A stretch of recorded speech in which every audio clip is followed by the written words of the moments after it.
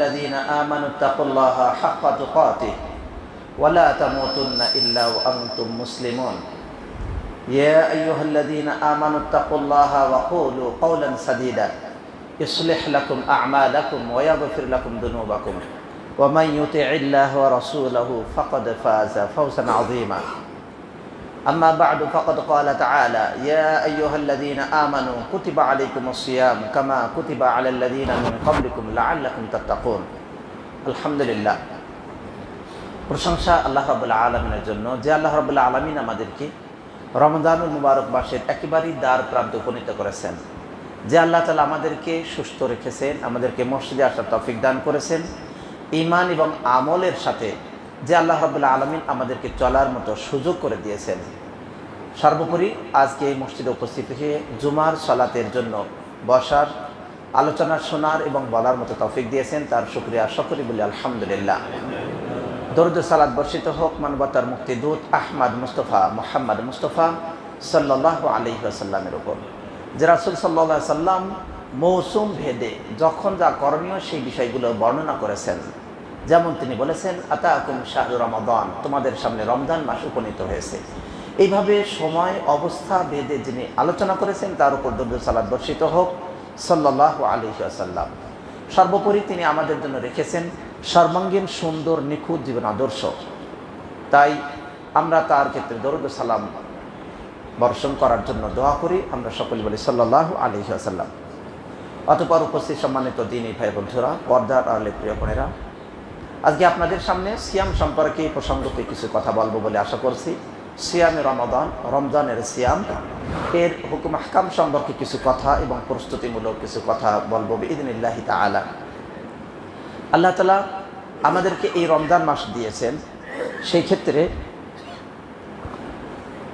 ক্ষেত্রে প্রথমত বলবো যে রমজান মাস আমরা যারা পেলাম তারা যে কত ভাগ্য এর দিক থেকে উন্নত পর্যায়ে রয়েছে, কত যে আমরা সৌভাগ্যবান, সেই বিষয়টি যারা আমরা রমজানের সামনে এসেছি তার আগে দোয়া করি আল্লাহ তাআলা আমাদেরকে রমজান পর্যন্ত উপনীত করায় এবং রমজান পালন করার তৌফিক দান করুন, আমিন।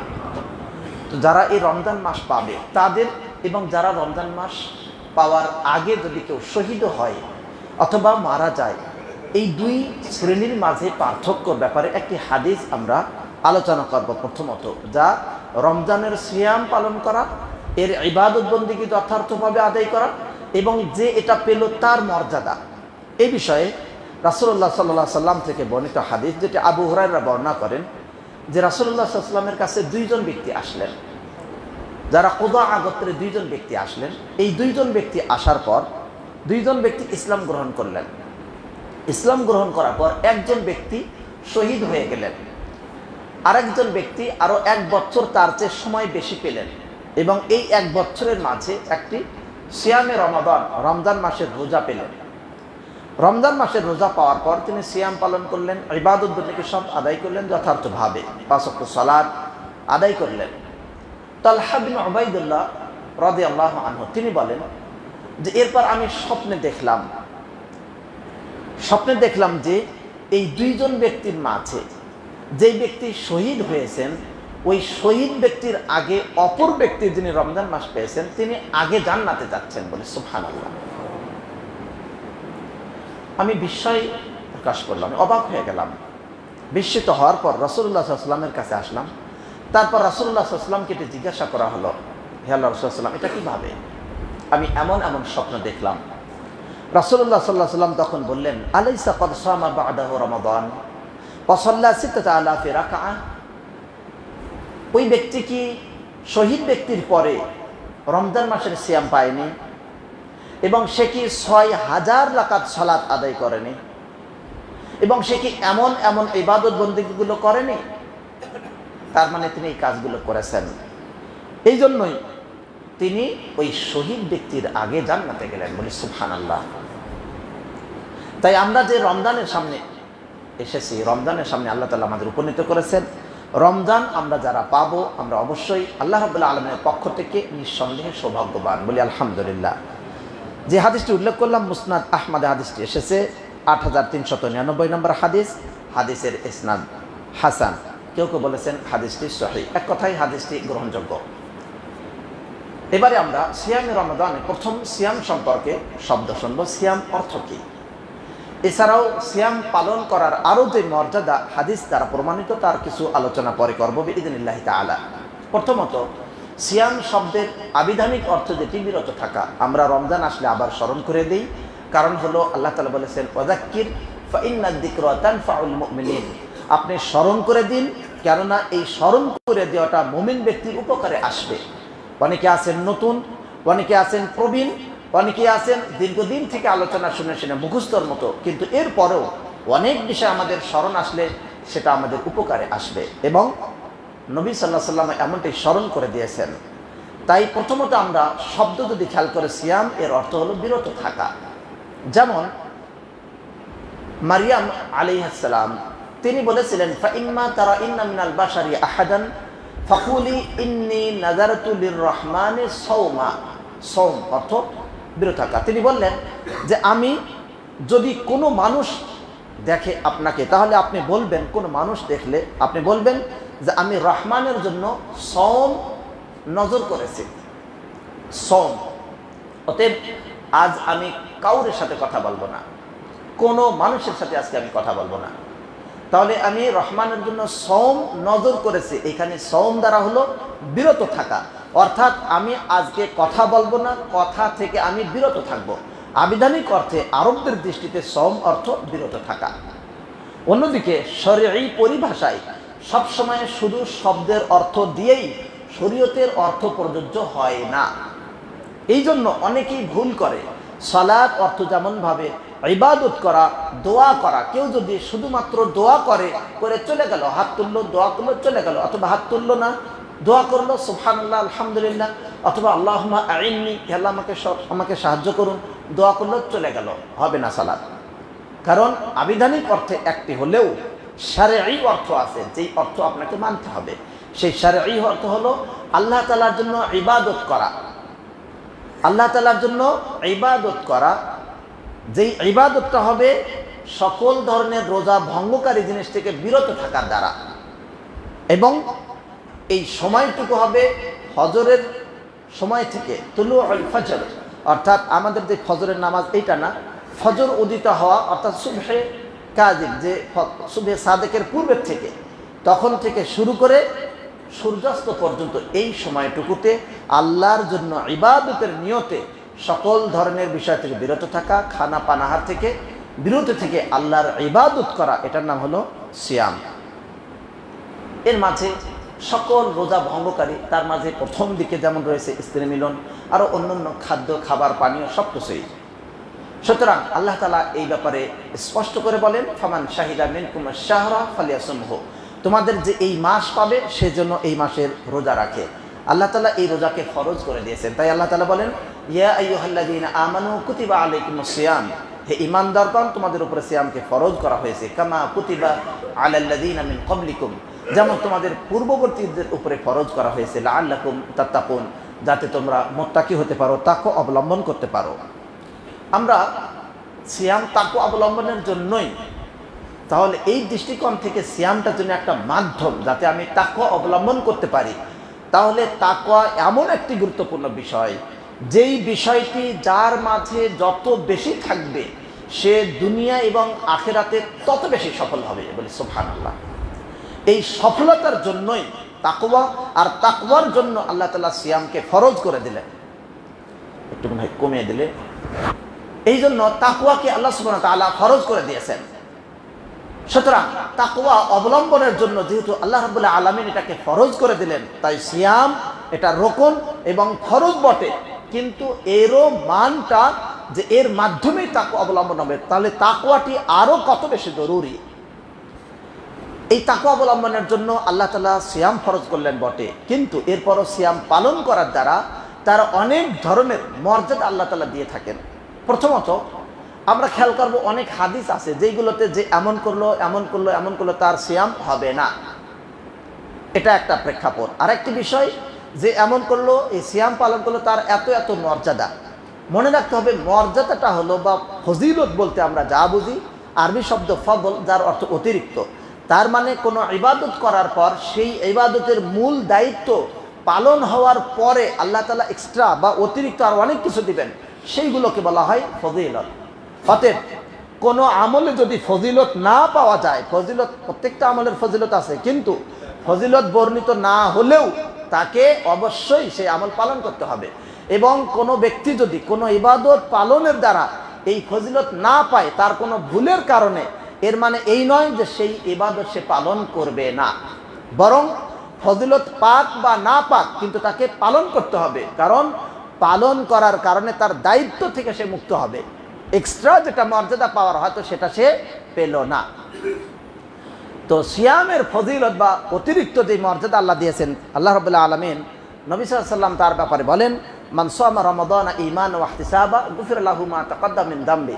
যে ব্যক্তি সিয়াম পালন করবে ঈমান এবং সওয়াবের আশায়, ঈমানের সাথে আল্লাহর কাছে কিছু পাবে, আল্লাহর উপরে বিশ্বাস করে, এবং সওয়াবের আশায় আল্লাহ তাআলা এর দ্বারা তাকে আজর দিবেন, মর্যাদা দিবেন ইত্যাদি আশা নিয়ে যে ব্যক্তি পালন করবে, আল্লাহ তাআলা তার পূর্বের গুনাহ ক্ষমা করে দিবেন। অর্থাৎ যত সগীরা গুনাহ আছে সব এমনিই ক্ষমা হবে, সাথে তওবা করলে তার জন্য কবিরা গুনাহও ক্ষমা হয়ে যাবে। হাদিস ইমাম বুখারী মুসলিম বর্ণনা করেন।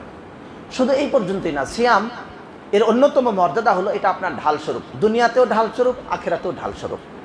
দুনিয়াতে ঢাল স্বরূপ সিয়াম পালন করলে আপনি পাপ থেকে বিরত থাকতে পারবেন। আপনি মনে রাখবেন, আমি আল্লাহর জন্য সিয়াম পালন করছি, অতএব আমি বকাবাজি করব না, আমি কাউকে গালি দেব না, কাউরের সাথে মারামারি করতে যাব না। এর কারণে আপনি অনাকাঙ্ক্ষিত যে সমস্যায় পড়তেন তা থেকে আপনার জন্য ঢাল হয়ে গেল, আপনি সেটা বেঁচে থাকতে পারলেন। অন্যদিকে আখেরাতে এই সিয়াম সুপারিশ করবে, ফলে আখেরাতে আপনি জান্নাত যাওয়ার জন্য সুযোগ পাবেন এবং জাহান্নাম থেকে বেঁচে থাকার জন্য ঢাল হিসাবে পাবেন এই সিয়ামকে। তাই রাসূলুল্লাহ সাল্লাল্লাহু আলাইহি ওয়াসাল্লাম বলেন, আস-সাওমু জুন্নাহ, সিয়াম ঢাল স্বরূপ। মনে রাখবেন, এই সিয়ামের মর্যাদার ব্যাপারে অনেক হাদিস আমরা অনেক সময় শুনে থাকি। একটি হাদিস যদি শুধু বলা হয়, এই একটা হাদিসই সিয়ামের মর্যাদার জন্য যথেষ্ট।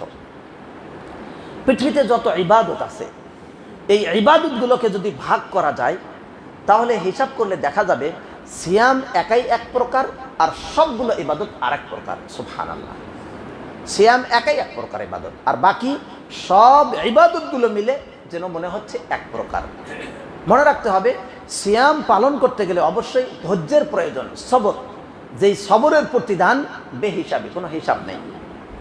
সিয়ামের ক্ষেত্রে আমরা যদি হাদিসের ভিত্তিতে খেয়াল করি তাহলে দেখব রাসূলুল্লাহ সাল্লাল্লাহু আলাইহি ওয়াসাল্লাম বলেছেন যে বানি আদমের প্রত্যেকটা আমলকে বহুগুণ বৃদ্ধি করে দেওয়া হয়, সওয়াব বৃদ্ধি করে দেওয়া হয়। 1 থেকে 10, 10 থেকে 100, এমনকি 700 গুণ পর্যন্ত। কারো জন্য আল্লাহ সুবহানাহু ওয়া তাআলা আরো বেশি বৃদ্ধি করে দেন তার ইচ্ছা মতো, কিন্তু সিয়াম ব্যতীত ইল্লা সাওম ফাইন্নাহু লি ওয়া আনা আজজি বিহি আছে। কিন্তু সিয়ামের ক্ষেত্রে এটা একাই এক প্রকার, যার সওয়াবের কোনো নির্ধারিত বর্ণনা নেই, এটাকে আলাদা, আর সব ইবাদত বন্দেগী বর্ণিত অনুপাতে এক প্রকার, সিয়াম যেন একাই এক প্রকার। বলে সুবহানাল্লাহ, এর কতটুকু সওয়াব আল্লাহ তা বলেননি। এই সওয়াব আল্লাহ রাব্বুল আলামিন বললেন, আমি এর প্রতিদান দেব। কি বিশাল কথা! আপনাকে যদি একজন ব্যাংকার যদি বলে, আমরা হাদিস বহুবার শুনি কিন্তু নিজের বোঝার সুবিধার্থে, কারণ উদাহরণ অনেক সময় অর্থকে স্পষ্ট করে দেয়। একজন ব্যাংকার যদি আপনাকে, ধরেন ছোট বাচ্চা আপনাকে একটি যদি পুরস্কার দিতে চায়, বাবাকে, বাবা তোমাকে আমি একটি বড় পুরস্কার দেবো, আপনি হয়তো ভাববেন কি দিবে, 100 টাকা 200 টাকা, এর মাঝে কোনো একটা ছোট্ট বিষয় অথবা কিচ্ছু না, ছোট্ট একটা কাগজ আপনাকে আপনার বাচ্চা পুরস্কার দিতে পারে, সেটাই বিশাল পুরস্কার। আপনার কাছে সেটা ছোট ভাবার কিছু না, কিন্তু তার জায়গা থেকে তার যেমন পরিধি সেই অনুপাতে পুরস্কার। একজন ব্যাংকার, ব্যাংকের যিনি হয়তো খুব ভালো মানের ভালো গ্রাহক, এরকম ব্যক্তিকে সেরা পুরস্কার দিবেন, হতে পারে 1 লাখ 2 লাখ 5 লাখ বা কিছু কম বেশি। এইভাবে যদি আমরা খেয়াল করি, একজন এলাকার একজন দায়িত্বশীল এমপি হতে পারে বা মন্ত্রী হতে পারে, তিনি একটি পুরস্কার দিবেন, হতে পারে 1 কোটি 2 কোটি। বাংলাদেশের রাষ্ট্রের যিনি প্রধান ব্যক্তিত্ব, রাষ্ট্রপতি হতে পারে বা প্রধানমন্ত্রী হতে পারে বা প্রধান উপদেষ্টা হতে পারেন, যখনকার সময় যেই রাষ্ট্রের প্রধান, এই প্রধান যদি আপনাকে একটি পুরস্কার দিতে চান যে সারা বাংলাদেশের মাঝে সেরা পুরস্কার, হতে পারে 100 কোটি 500 কোটি, এইভাবে যার যেমন ক্ষমতা সেই অনুপাতে পুরস্কার দিয়ে থাকেন। আমরা যখন মদিনা ইউনিভার্সিটিতে ছিলাম সেই সময় একটি পুরস্কার দিয়েছিলেন বাদশাহ আব্দুল্লাহ, তিনি অসুস্থ ছিলেন, অসুস্থ থেকে সুস্থ হওয়ার পর দেশের সকলের জন্য তিনি একটি হাদিয়া বা উপঢৌকন তিনি একটি ঘোষণা করলেন যে আল্লাহ তাআলা সুস্থ করেছেন, এই জন্য আল্লাহর শুকরিয়া স্বরূপ আমি সকলকে কিছু একটা হাদিয়া দিলাম। সেই হাদিয়াটা হলো এই যে দেশের যেভাবে যত টাকা পায় চাকরিতে বা ছাত্র হিসেবে মোকাফা মানে শিক্ষাবৃত্তি ইত্যাদি যেটা পায় তার দ্বিগুণ, অর্থাৎ মোট পাবে ওই মাসে 3 গুণ। অন্য মাসে যা কেউ যদি 1 লক্ষ রিয়াল বেতন হয় তাহলে ওই মাসে সে 3 লক্ষ রিয়াল পাবে। এটা হলো বাদশার পক্ষ থেকে হাদিয়া। এই হাদিয়া দেওয়ার ফলে দেখা গেল তখনকার সময় এটা অনেকে আলোচনা করেছিলেন যে এই হাদিয়ার পরিমাণটা দেখা গেল বাংলাদেশের যে বাজেট আছে এই বাজেটের চেয়ে বেশি। সুবহানাল্লাহ। এটি হলো একজন ব্যক্তির পক্ষ থেকে, মাখলুক দাঈফ জিদ্দান, অত্যন্ত দুর্বল মাখলুক, তার পুরস্কার যদি এমন হয় তাহলে সারা বিশ্বের যিনি সৃষ্টি করলেন, সারা বিশ্বের সকল রাজাকে যিনি উঠান নামান সৃষ্টি করেন, লালন করেন, পালন করেন, সেই রব্বুল আলামিন বললেন যে আমি পুরস্কার দেব। বলি সুবহানাল্লাহ। ফাইন্নাহু লি ওয়া আনা আজজি বিহি, এটা আমার জন্য, আমি এর প্রতিদান দেব। সুবহানাল্লাহ। এটি হলো রোজার মর্যাদা। এই পুরস্কার তিনি দিবেন। এরপরেও বান্দা পাপ করতে পারে, পাপ করার কারণে আল্লাহ সুবহানাহু ওয়া তাআলা ঘোষণা দিয়ে দিয়েছেন যে এই পাপ আল্লাহ ক্ষমা করে দিবেন। তাছাড়া কোনো ব্যক্তি যদি, জাবের থেকে বর্ণিত হাদিসে যেটি এসেছে, রাসূলুল্লাহ সাল্লাল্লাহু আলাইহি ওয়াসাল্লাম বললেন, তাকে জিজ্ঞাসা করল, ইয়া রাসূলুল্লাহ, যদি কোনো ব্যক্তি সালাত আদায় করে, 5 ওয়াক্ত সালাত আদায় করলো এবং সিয়াম পালন করলো, বা আমি 5 ওয়াক্ত সালাত আদায় করলাম, সিয়াম পালন করলাম, হালালকে হালাল জানলাম, হারামকে হারাম জানলাম, এরপরে আর কিছুই বৃদ্ধি করলাম না, আর কোনো ইবাদত বন্দেগী করলাম না, আমি কি জান্নাতে যাব? রাসূলুল্লাহ সাল্লাল্লাহু আলাইহি সাল্লাম বললেন, নাম, হ্যাঁ, তুমি জান্নাতে যাবে। সুবহানাল্লাহ। এখানে একটি বিষয় মনে রাখার, এখানে যাকাতের কথা নাই অথবা অন্য কোনো ইবাদতের কথা নেই। হতে পারে এটা ব্যক্তি বিশেষে, যেই ব্যক্তি জিজ্ঞাসা করেছেন তার হয়তো যাকাত ফরজ না, তার ক্ষেত্রে এটা প্রযোজ্য। এর মানে যাকাত বাদ যাবে তা না।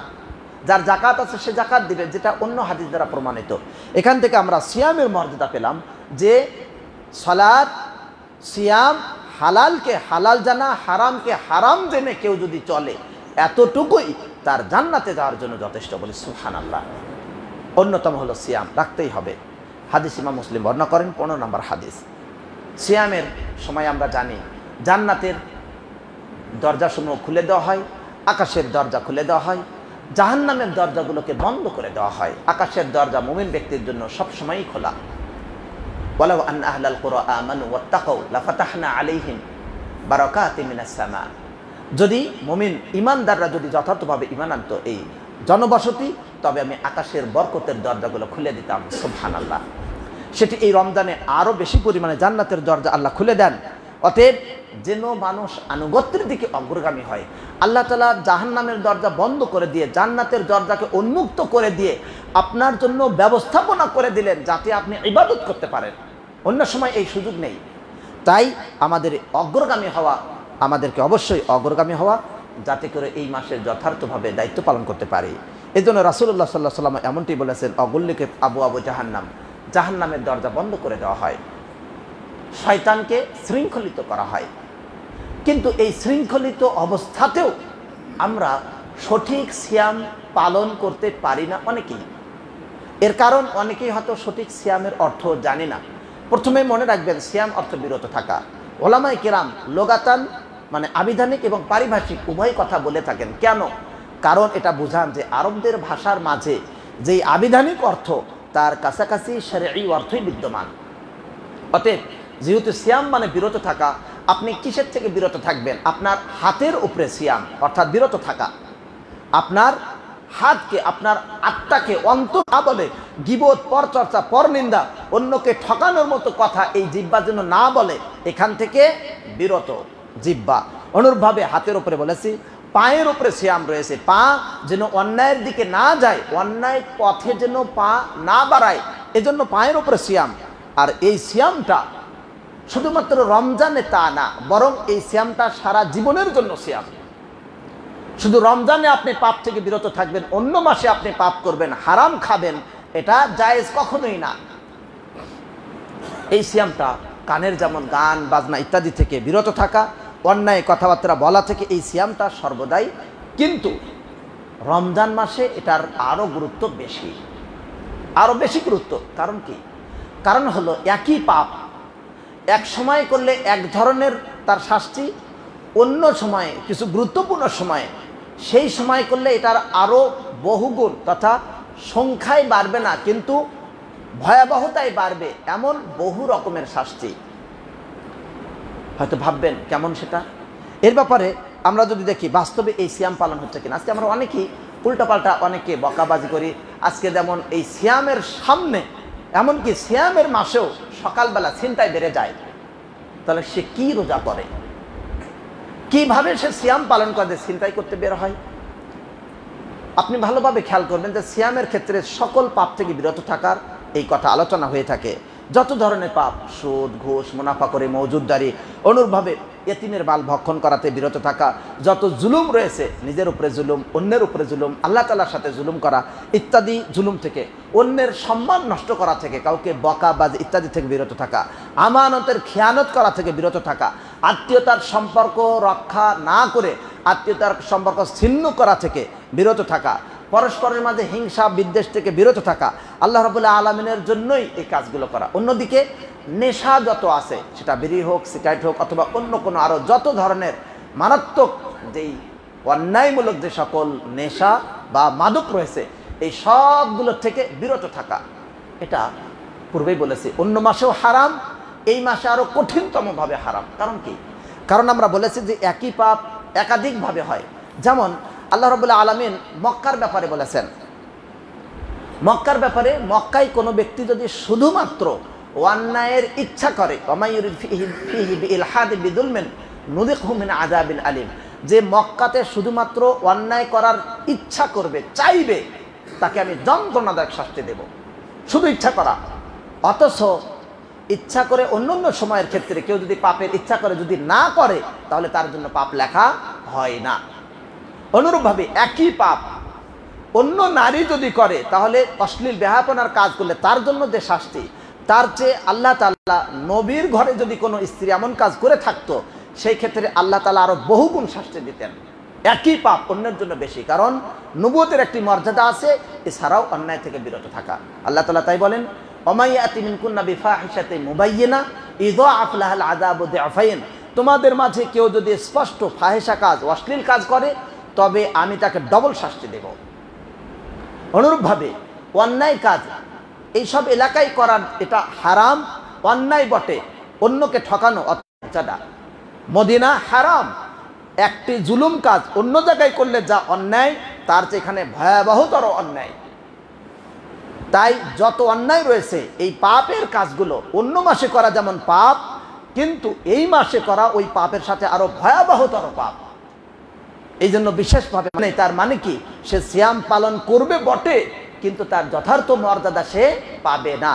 এর মানে এই নয় যে আমার যেহেতু এইটার কোনো প্রয়োজন নেই আল্লাহর কাছে, তাহলে আমার পালন করারই বা দরকার কি? না, বিশেষ কোনো মর্যাদা পাবে না।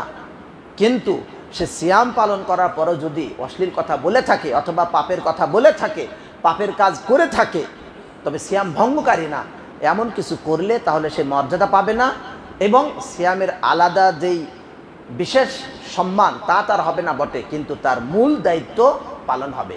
এর জন্য তাকে কাফারা দিতে হবে না বা বিশেষ শাস্তি হবে না। এই জন্য দুটির মাঝে পার্থক্য রয়েছে। অনেক সময় কেউ মনে করতে পারে যে তাহলে আর আমার সিয়াম পালন করার প্রয়োজন কি? না, অবশ্যই আপনাকে পালন করতে হবে। রাসূলুল্লাহ সাল্লাল্লাহু আলাইহি ওয়াসাল্লাম এই ধরনের সিয়াম পালনকারীদেরকে সাবধান করেছেন, বলেছেন যে এমন বহু সিয়াম পালনকারী রয়েছে যাদের সিয়াম শুধুমাত্র ক্ষুধায় থাকা, এমন কিছু নফল ইবাদতকারী রয়েছে যাদের এই নফল ইবাদত করা শুধুমাত্র রাত্রি জাগরণ ছাড়া আর কিছুই না। তার মানে এর দ্বারা বিশেষ মর্যাদা পাবে না। হাদিসটি ইবনে মাজাহ রাহিমাহুল্লাহ বর্ণনা করেন 1380, হাদিসটি হাসান পর্যায়ের। দিনী ভাই বন্ধুরা, সাথে সাথে আরেকটি বিষয় মনে করে দিই, সেটা হলো এই যে রাসূলুল্লাহ সাল্লাল্লাহু আলাইহি সাল্লাম তিনি বলেছেন, একদিন মেম্বারে দাঁড়ালেন বা মেম্বারে তিনি বসলেন। মেম্বারে উঠতে গিয়ে প্রথম যখন তিনি পা দিলেন, প্রথম সিঁড়িতে বললেন আমিন, দ্বিতীয় সিঁড়িতে আবার পা দিলেন, বললেন আমিন, তৃতীয় সিঁড়িতে পা দিলেন, বললেন আমিন। এই বিষয়টা হঠাৎ করে এমন হওয়াতে সাহাবায়ে কেরাম তাকে জিজ্ঞাসা করলেন পরবর্তীতে, কেন আপনি এমন এমন বললেন? রাসূলুল্লাহ সাল্লাল্লাহু আলাইহি ওয়াসাল্লাম বললেন যে যখন আমার কাছে জিবরিল আসলো, আসার পর প্রথম দিকেই জিবরিল বললেন যে যেই ব্যক্তি নবী সাল্লাল্লাহু আলাইহি ওয়াসাল্লামের নাম শুনল অথচ সাল্লাল্লাহু আলাইহি ওয়াসাল্লাম বা সালাত প্রেরণ করলো না, সালাত পড়লো না, ওই ব্যক্তির জন্য দুর্ভোগ হোক। তখন জিবরিল বললেন আমিন এবং বললেন আপনি বলুন আমিন। তখন রাসূলুল্লাহ সাল্লাল্লাহু আলাইহি ওয়াসাল্লাম বললেন আমিন। মারাত্মক কথা। আপনি যদি রাসূলুল্লাহ সাল্লাল্লাহু আলাইহি ওয়াসাল্লামের কথা শোনার পরে তার ব্যাপারে দরুদ না পড়েন সাল্লাল্লাহু আলাইহি ওয়াসাল্লাম, না পাঠ করলে এটা ধ্বংসের কারণ। দ্বিতীয় নাম্বার, যেই ব্যক্তি পিতামাতা পেল বৃদ্ধ অবস্থায়, তাদের মাধ্যমে অথবা কাউকে একজনকে পেল, যে কোনো একজন, তাদের মাধ্যমে গুনাহ ক্ষমা করে নিতে পারল না, ওই ব্যক্তির দুর্ভোগ, তার ধ্বংস হোক। আর এই বদদোয়াতে রাসূলুল্লাহ সাল্লাল্লাহু আলাইহি ওয়াসাল্লাম বললেন আমিন, অর্থাৎ তার ধ্বংস হোক। নাউযুবিল্লাহ, কি বিশাল কঠিন কথা। পিতামাতাকে পেল, অথচ যুবক ভাই অনেকে রয়েছেন, অথবা অনেকে আছে বিবাহিত সন্তান, স্ত্রীর প্রতি এত দুর্বল, তার কারণে বাবা মাকে আলাদা করে সরে দিতে কার্পণ্য বোধ করে না, অথচ সে চিন্তা করে না যে আমি যেই ব্যক্তি, আমার অস্তিত্ব পৃথিবীতে কল্পনা করা যায় না আমার পিতামাতা ছাড়া। তাহলে যেই পিতামাতা ছাড়া আমার অস্তিত্ব কল্পনা করা যায় না, সেই পিতামাতাকে ছাড়া আমি এখন কেমনে চলি? সুতরাং পিতামাতার প্রতি যথার্থ মর্যাদা দেওয়া, যেই ব্যক্তি এটা দিল না, ওই ব্যক্তির ধ্বংস। আপনার স্ত্রী আপনাকে রক্ষা করতে পারবে না। তবে মনে রাখতে হবে, এখানে মুতাদিল তথা মধ্যমপন্থী হওয়া। নবী সাল্লাল্লাহু আলাইহি ওয়াসাল্লামের বিশিষ্ট সাহাবী সালমান ফারসি, তিনি নবী সাল্লাল্লাহু আলাইহি ওয়াসাল্লামের কাছে যখন বললেন যে স্ত্রীর ব্যাপারে, যেমন আবু দারদা, উম্মু দারদা, তাদের উদাসীনতার ব্যাপারে, তখন রাসূলুল্লাহ সাল্লাল্লাহু আলাইহি ওয়াসাল্লাম বললেন তোমার চোখের উপরে হক আছে, তোমার অবশ্যই তোমার শরীরের জন্য হক আছে এবং তোমার স্ত্রীর হক আছে। এরপর বললেন আতি কুল্লাযী হাক্কিন হাক্কাহু, প্রত্যেককে তার যথার্থ হক দিয়ে দাও। অতএব স্ত্রী এবং পিতা মাতা, তাদের মাঝে আলাদা আলাদা করা যাবে না। এমন আলাদা যে এটা এক প্রান্ত আরেক প্রান্ত, এমন না, বরং প্রত্যেককে যথার্থ মর্যাদা দিয়ে চলা। স্ত্রীর জায়গাতে স্ত্রীকে রাখতে হবে, পিতামাতার জায়গাতে পিতামাতাকে রাখতে হবে, শ্বশুর শাশুড়ির জায়গাতে তাদেরকে রাখতে হবে। শ্বশুর শাশুড়ি তারাও আমার স্ত্রীর পিতামাতা, অতএব তাদেরও মর্যাদা আছে। সুতরাং যার যার মর্যাদায় রাখা, একটার সাথে আরেকটিকে বিপরীত না করা। কিন্তু এটা জানতে হবে যে কিভাবে তাদেরকে মর্যাদায় রাখা যায় এবং পিতামাতার উপরে অন্যকে প্রাধান্য না দেওয়া। তাই আমাদের মনে রাখতে হবে, যদি কেউ পিতামাতার এই বিষয়টি খেয়াল করতে না পারে, তার ব্যাপারে রাসূলুল্লাহ সাল্লাল্লাহু আলাইহি ওয়াসাল্লাম বলেছেন তার জন্য দুর্ভোগ। এরপর আজকের যেটা অতি গুরুত্বপূর্ণ, তা হলো রাসূলুল্লাহ সাল্লাল্লাহু আলাইহি ওয়াসাল্লাম আরেকটি বললেন, যে ব্যক্তি রমজান মাস পেল অথচ তার গুনাহ ক্ষমা করে নিতে পারলো না, তার জন্য দুর্ভোগ। তাই এই রমজান মাস এটা অত্যন্ত গুরুত্বপূর্ণ মাস।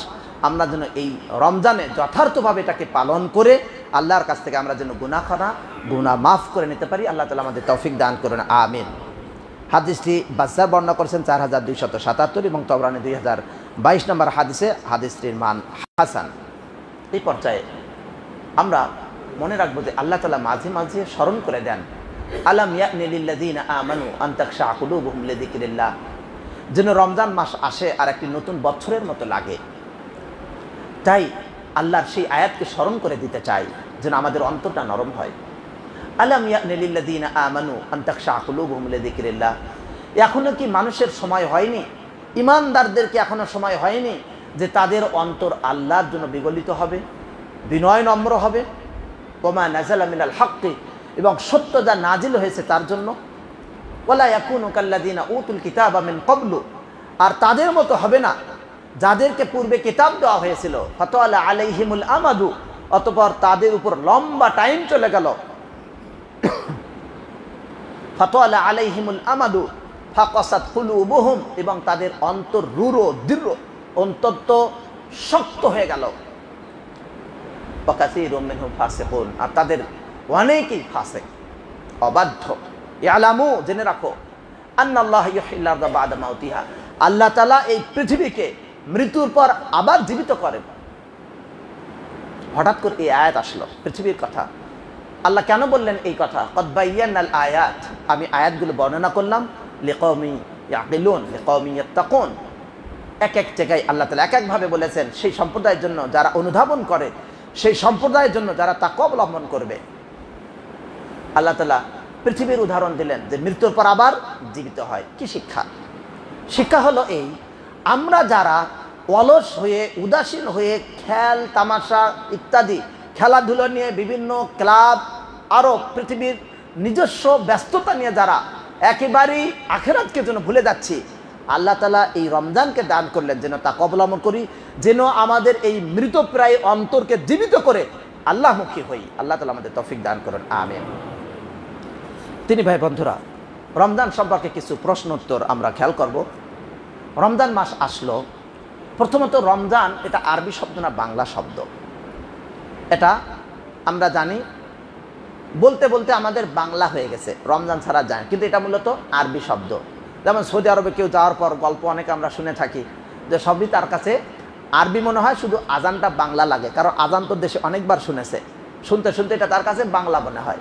তো এইরকম রমজান মাসও আমাদের কাছে বাংলা মনে হয়, কিন্তু রমজান যে আরবি শব্দ, এর আসল অর্থ কি? রমজ এর আসল অর্থ হলো পুড়িয়ে দেওয়া। এটা পুড়িয়ে দেওয়া। শাহরু রমাদান, রমজান মাস, শাহরুর মানে মাস। কারণ এই রমজানকে কেন রমজান নামে নামকরণ করা হয়? কারণ রমজানের সময় খাদ্য খাবার না খাওয়ার কারণে তার ভেতরের যা আছে এটা যেন পুড়ে যায়, এটা নষ্ট হয়ে যায়। এর মাধ্যমে শারীরিক সুস্থতাও যেমন আসে, আবার রমজান মাসে প্রচণ্ড গরমের মাঝে যখন রমজান পালন করে সেই সময় যেন দেহ পুড়ে যায়, প্রচণ্ড গরমে নিজের জন্য পুড়ে যায়। অন্যদিকে এই রমজানের সিয়াম পালন করার কারণে রমজানের সিয়াম পালনকারী ব্যক্তির সব পাপ যেন পুড়ে যায়। এই সব দৃষ্টিভঙ্গি থেকে বলা হয় রমজান। তাছাড়া রমজান মাস হয়তো গরমের সময় এটা এসেছে রমজানের বিধান বলেই রমজান মাসকে রমজান বলা হয়, অথবা কোনো কারণ ছাড়াও আল্লাহ সুবহানাহু ওয়া তাআলা বলতে পারেন শাহরু রমাদান। রমজান এটা এক মাস কেন? 2 দিন, 4 দিন, 5 দিন, 10 দিন বা 15 দিন, 20 দিন এরকমও তো আল্লাহ তাআলা ফরজ করতে পারতেন, কিন্তু রমজান মাস আল্লাহ তাআলা 1 মাস ব্যাপী দিয়েছেন। এর দৃষ্টিভঙ্গি যদি আমরা খেয়াল করি, উলামায়ে কেরাম যে আলোচনাগুলো করেছেন তা থেকে আমরা দেখতে পারবো যে আমাদের মাঝে নবী রাসূল তারা দায়িত্ব পালন করে চলে গেছেন, তারা আর আসবেন না, শেষ নবী চলে গেছেন। এই উম্মতকে আল্লাহর পথে দিক নির্দেশনা দেওয়ার জন্য সাহাবায়ে কেরাম তারা আলোচনা করেন, তারা চলে গেছেন। তাবিঈন তারা আলোচনা করেন, বর্তমানে উলামায়ে কেরাম তারাও আলোচনা করেন। এর মাধ্যমে আল্লাহমুখী যেন হয় মানুষ, কিন্তু এই আলোচনাতেও যেন পুরাপুরি কাজ হয় না, মানুষ বিভ্রান্ত হয়ে থাকে। আল্লাহ তাআলা বিশেষ মৌসুম দেন একদিন বা কিছু বিশেষ মুহূর্ত যাতে আল্লাহমুখী হয়, সেটা হলো শেষ রাত্রি। প্রতি রাত্রিতে শেষ অংশে যেন তাহাজ্জুদ পড়ে আল্লাহমুখী হয়। আল্লাহ তাআলা বিশেষভাবে নিম্ন আসমানে নেমে আসেন এবং ডাকেন, কে আছো আমার কাছে চাও। আমরা তো ঘুমিয়ে থাকি, ওই সময় যে আমাদের কাজ হয় না অনেকেরই, আল্লাহর বান্দা অল্প কিছু থাকতে পারেন। দ্বিতীয়ত সাপ্তাহিকভাবে 2 দিন আল্লাহ দিলেন, সোমবার বৃহস্পতিবার, এতেও আমাদের বিশেষ উন্নতি হয় না। মাসিকভাবে 13, 14, 15 আল্লাহ তাআলা দান করলেন, যেন 3 দিন এর পরের স্তরে যেন আমরা এগিয়ে নিতে পারি নিজেদেরকে, তাতেও আমরা পারি না। এরপর আল্লাহ সুবহানাহু ওয়া তাআলা 10 দিন দান করলেন জিলহজ মাসে। এই 10 দিনেও আমরা এলোমেলো চলি, আমরা নিজেরা যেন পরিবর্তন হয়ে আল্লাহমুখী তেমন হতে পারি না। ফলে আল্লাহ সুবহানাহু ওয়া তাআলা পূর্ণ 1 মাস দান করলেন যাতে করে আমরা আল্লাহমুখী হতে পারি। এটা আল্লাহর নিয়ামত, বলি সুবহানাল্লাহ।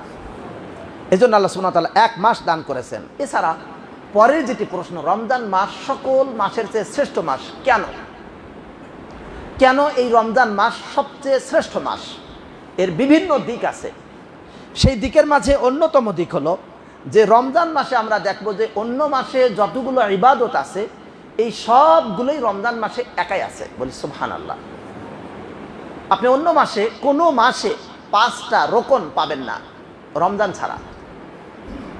রমজান মাসে ইসলামের আপনি 5টি স্তম্ভের কাজ সমাধান করতে পারবেন, বলি সুবহানাল্লাহ। কিভাবে? প্রথমত তাওহীদ, আশহাদু আল্লা ইলাহা ইল্লাল্লাহ ওয়া আশহাদু আন্না মুহাম্মাদান রাসূলুল্লাহ। এই তাওহীদ কালিমা প্রত্যেক মাসে আপনি পড়তে পারেন, অনুরূপভাবে রমজানেও পারবেন। এরপর যেটি আসলো সিয়াম, ফরজ সিয়াম, এটা শুধুমাত্র রমজানে, অন্য কোনো মাসে নেই। সালাত এটা সব মাসেই আছে, এই মাসের মাঝেও আছে। কালিমা, সলাত, সিয়াম, এরপর আপনি যদি দেখেন হজ, এবং প্রথম কালিমা, সলাত, সিয়াম, হজ, জাকাত।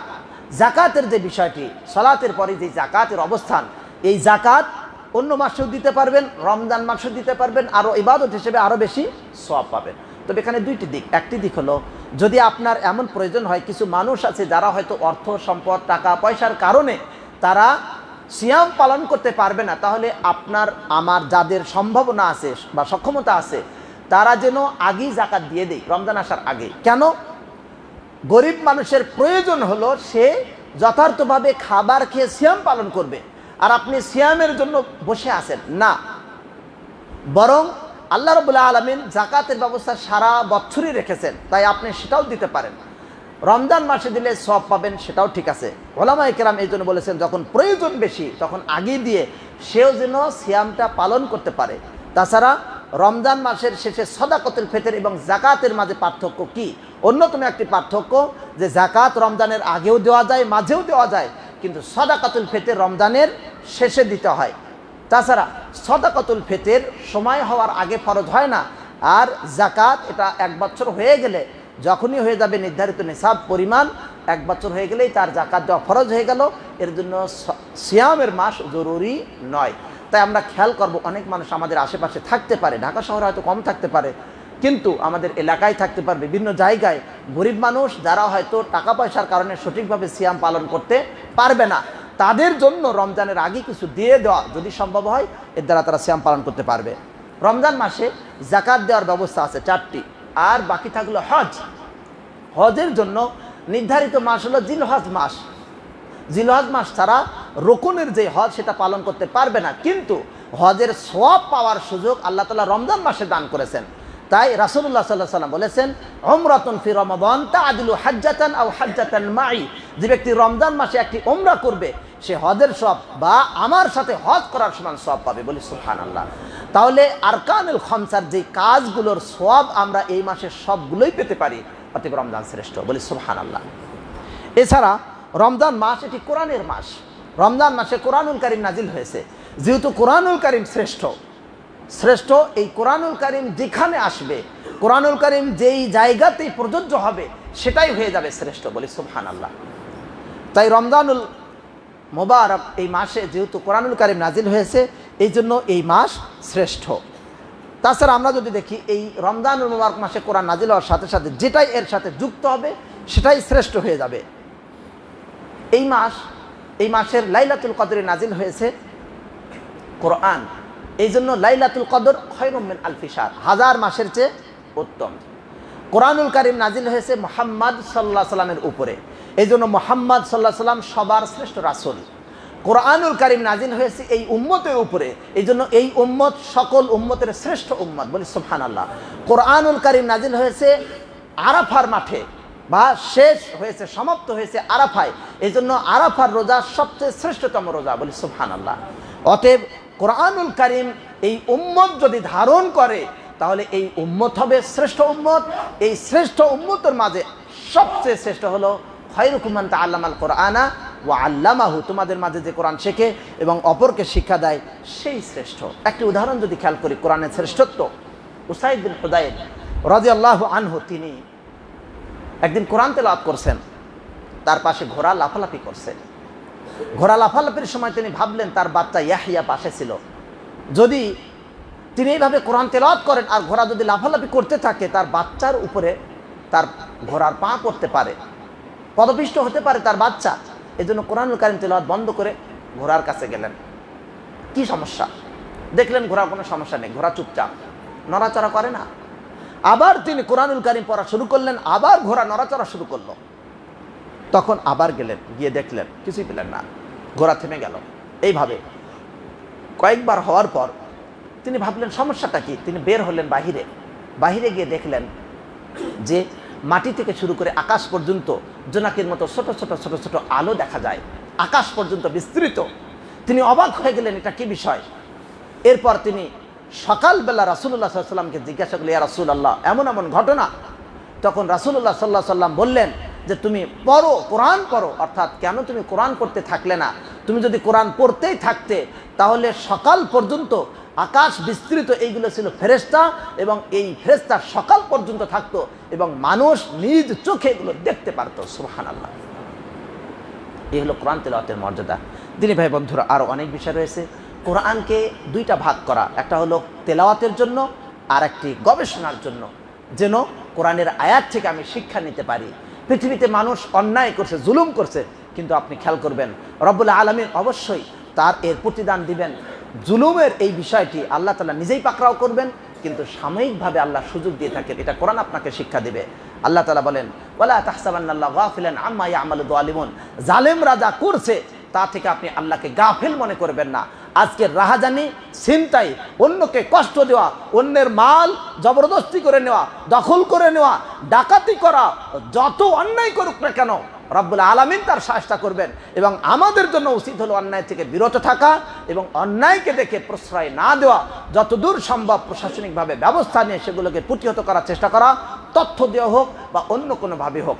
এবং মনে রাখতে হবে, গাফিল নন আল্লাহ তাআলা। জালেম যেই হোক না কেন, হয়তো আল্লাহ তাআলা সুযোগ দেন, কিন্তু আল্লাহ ছেড়ে দেন না।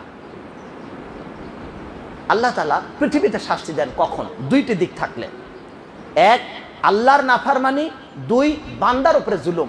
যখন এই দুইটা যখন একসাথে কারো মাঝে যুক্ত হয়ে যায়, ওই ব্যক্তিকে আল্লাহ তাআলা পৃথিবীতেই শাস্তি দেন, আখিরাতে তো আছেই। তাই আসুন আমরা অন্যায় থেকে বিরত থাকি, আমরা অন্যদেরকে সাবধান করি। আমিন। ওয়া আখিরু দাওয়ানা আলহামদুলিল্লাহি রাব্বিল আলামিন।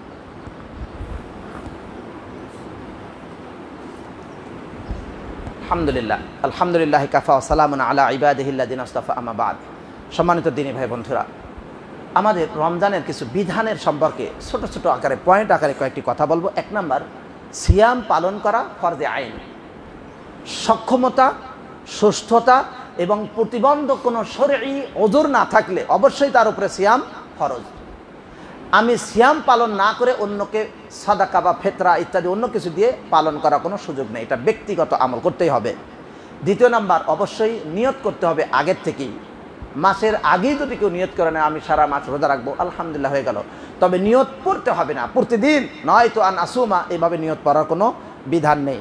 অসুস্থ ব্যক্তি যদি হয় তাহলে তার দুইটা অবস্থা। এক অবস্থা হলো এই যে এমন অসুস্থ যার সুস্থ হওয়ার কোনো সুযোগ নেই, তাহলে ওই ব্যক্তি সিয়াম পালন, যে হয়তো বোঝা যাবে তার সুস্থ হওয়ার মতো কোনো অবস্থা নেই, তাহলে তার পক্ষ থেকে সে ফিদিয়া দিবে। আর যদি এমন হয় যে সুস্থ হতে পারে, সামনে আশা করা যায়, এরকম অবস্থা হলে সে ফিদিয়া দিবে না, বরং দিন নির্ধারণ করে পরবর্তীতে সেইগুলো আদায় করে নেবে। অক্ষম ব্যক্তির উপরে সিয়াম ফরজ না, সে ফিদিয়া দিয়ে আদায় করতে পারবে। নারী, হায়দা নারী অথবা ঋতুবতী অবস্থায় অথবা নিফাসের অবস্থায় যার সন্তান হয়েছে, এরকম অবস্থায় দিনগুলো নির্ধারণ করে রাখবে। যদি সিয়ামের অবস্থায় হয়, পরবর্তীতে সেই দিনগুলো পালন করবে। কোনো নারী যদি সন্তানকে দুধ পান করায়, তাহলে এই অবস্থায় যদি অতি অসুস্থ হওয়ার অথবা দুর্বল হওয়ার বা সন্তানের ক্ষতি হওয়ার আশঙ্কা হয়, আর যদি দুধ দিতে কষ্ট হয়, তাহলে সেই ক্ষেত্রে সে আপাতত স্থগিত রাখবে রমজান পালন করা, সিয়াম পালন করা। সময় পার হয়ে কতদিন তার মিস যায় এটা গণনা করে রাখবে, পরবর্তীতে আদায় করে ফেলবে আগামী রমজান আসার আগেই। সিয়াম পালন করতে গেলে অবশ্যই চাঁদ দেখতে হবে। চাঁদ দেখতে না পারলেও নির্ভরযোগ্যভাবে তথ্য গ্রহণ করতে হবে। চাঁদ দেখার জন্য আমরা যদি নিজের চেষ্টা করি তাহলে এটা মুস্তাহাব, যে চাঁদ দেখা। সিয়ামের কিছু উত্তম বা মুস্তাহাব কাজ আছে। এক নম্বর হলো সাহারি খাওয়া। সাহারি না খেয়ে বীরত্ব দেখিয়ে রোজা রাখা, এটা কোনো বীরত্বের কাজ না, বরং নবী সাল্লাল্লাহু আলাইহি ওয়াসাল্লাম আপনার আমার চেয়ে বড় বীর ছিলেন এবং আপনার আমার চেয়ে আল্লাহকে বেশি ভয় করতেন। তিনি সাহারি খেয়েছেন এবং সাহারি খাওয়ার নির্দেশনা দিয়েছেন, তাই সাহারি খেতে হবে।